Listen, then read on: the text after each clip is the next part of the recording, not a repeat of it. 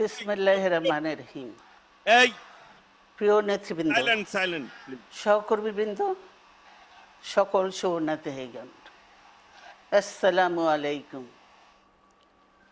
প্রতি বছর মে মাসের এই দিনটি আমাদের পরিবারে আসে এক বেদনা বিধুর স্মৃতি নিয়ে। এই দিনে শুধু আমাদের পরিবার নয়, বরং সমগ্র দেশই হয়ে উঠে পড়েছিল বেদনার্ত ও অভিভাবকহীন।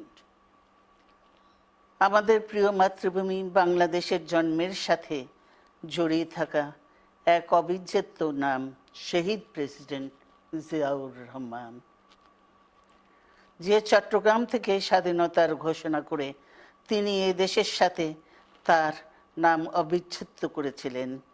সেই চট্টগ্রামেই এক সফল, সৎ, দূরদর্শী ও প্রকৃত দেশপ্রেমিক প্রেসিডেন্ট হিসেবে নিজের জীবন উৎসর্গ করেছেন।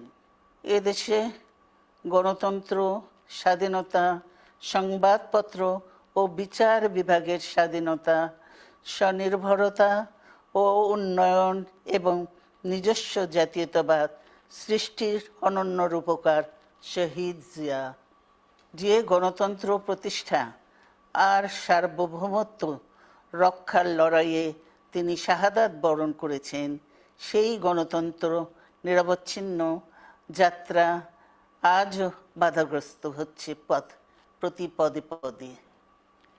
খুব শীঘ্রই আমরা বাংলাদেশকে গণতন্ত্রে পুনঃপ্রতিষ্ঠিত দেখতে পাব। এই হোক শহীদ জিয়ার শাহাদাত বার্ষিকীতে আমাদের অঙ্গীকার।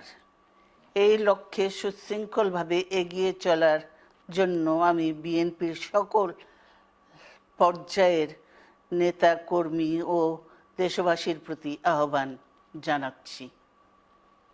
মনে রাখবেন, সবার জন্য গণতন্ত্র ও উন্নয়নের মাধ্যমে সকল সমস্যার সমাধানের যে রাজনীতি শহীদ জিয়া রেখে গেছেন, তা বাস্তবায়নের মাধ্যমে তার প্রতি শ্রদ্ধা জানাতে হবে।